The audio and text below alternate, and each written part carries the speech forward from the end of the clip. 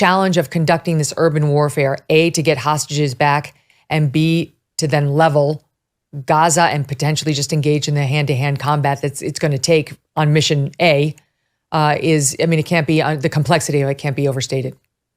Boy, you hit the nail right on the head. You cannot overstate how hard this is going to be for so many reasons. And really at the top of that list is that Hamas has clearly shown that they don't care about life. They don't care about their own life. And that's actually a dangerous situation because they're willing to take a lot of risk with that. And so that also implies that whenever Israel or if the U.S. Special Forces ever get involved with this, the risk is going to be very, very high for the hostages as well as for those trying to get them out.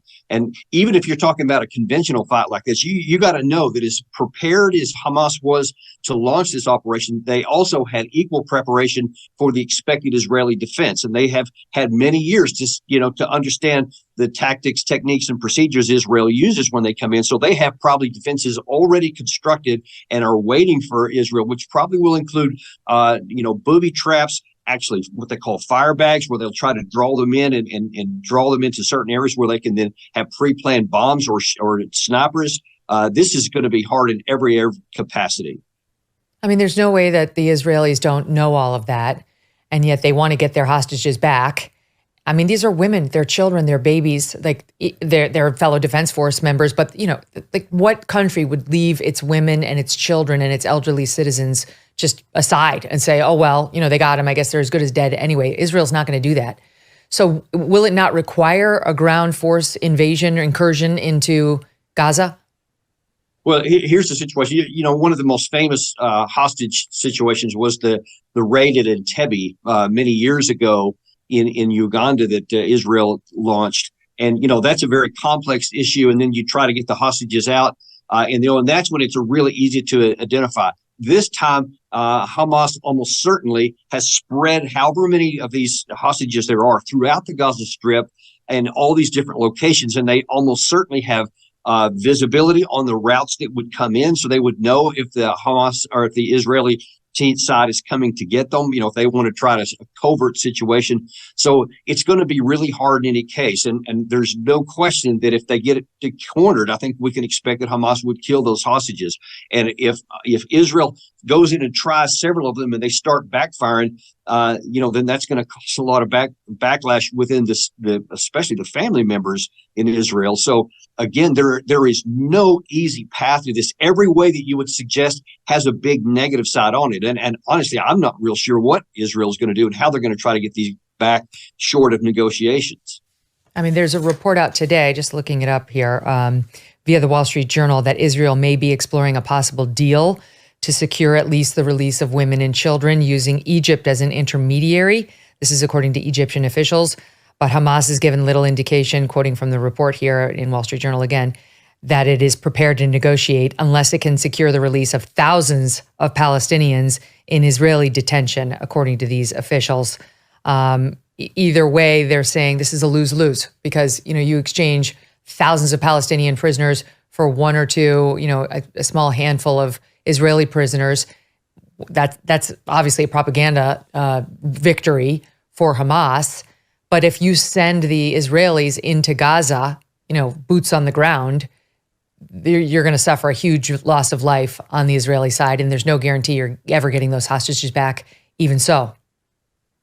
That's exactly right. And that just underscores the conundrum even for the government of Israel, because, I mean, you can imagine the backlash they would get if they, even if they got the women and children out. That would be, obviously great for every reason you can imagine. But then if it resulted in more experienced and hardcore Hamas fighters getting returned back into the potential battlefield to continue fighting, that's going to be bad for Israel. And that's a definitely lose-lose situation. Bottom line is that the operation that Hamas launched here has put the Israeli government in a horrible situation at the beginning, and it remains that case right now. At some point, though, because Netanyahu has said their declared position is that they will destroy Hamas, he's going to have to go in at some point. Otherwise, all they're doing is, guarding the fence, and they can't get by with that with the casualties that have already been launched into. So there's just no good path for Israel to take. Every path they go on has really big negatives. And unfortunately, they're going to have to choose some negative at some point to get this resolved. What does it mean for us and for Hamas that they've managed to involve Americans, that they have, some number of American hostages now? In fact, the families of some of them actually just held a press conference. Hold on, let me just pull some of the facts from it. They just held a press conference today. The family of at least 4 Americans spoke. One hostage taken is a 66-year-old California-born mother. She's a hostage. The family said that they expect to have their family member back home safe and sound. They said they've had zero communication from Israel or the U.S. government. There's another man, Ruby Chen, said his son is an Israeli soldier. He's asking the United States not to take a back seat, says no formal attempt by the U.S. government to update the families of the missing Americans yet. And then there's Jonathan Deckel Chen spoke. His son is missing, appealed to U.S. leaders to do what they can on the side of good. So we're starting to get some information about who was taken, but they took Americans. I've spent years talking to our most well-known and beloved veterans and soldiers. Guys like Marcus Luttrell, guys like Dakota Meyer, Medal of Honor winner. Where we don't leave men behind. We don't. And those are even murdered, assassinated, dead soldiers. We don't leave them behind. We go in, we risk our soldiers' lives to get them. These are live Americans who are civilians who are taken. So what does that do for us in our calculation here? Yeah, you're right. It is an article of faith. We don't leave anyone behind. That's drilled into us from day one, and it's part of our DNA. I think out of Americans, not only just military, we just don't leave people behind because that's who we are. And I suspect that Hamas did not plan on capturing Americans because I don't think that they really want the heat that we can bring to bear added on top of what they are already planning to do. And this puts them in a bit of a conundrum because if they start killing American hostages, that may look good on the surface of it for their cause, for what they're trying to get done. But the heat that will bring for us, because I think then you might see some direct American involvement in the event that Americans are killed by Hamas. I just can't imagine that we would stay out. And I think that they don't want us adding in there because that'll just add to their difficulty. So let's hope that reasonable fear on their part might prevent them from killing any Americans and release those hostages.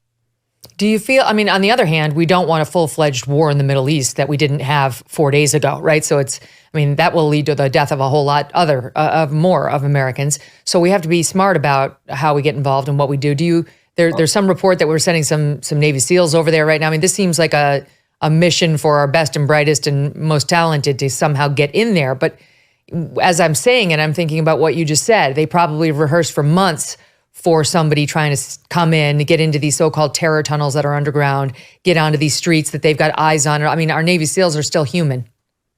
Right. No, believe me, I am a strong advocate of not expanding this war any. In fact, I've been arguing from the minute we've heard about this, we've got to contain it within the Gaza Strip. We can't even allow it to get into the West Bank, or God forbid if it gets into Lebanon or Iran, because then that would be catastrophic for everybody, and most assuredly our interests as well. We cannot afford to get into another war no matter what.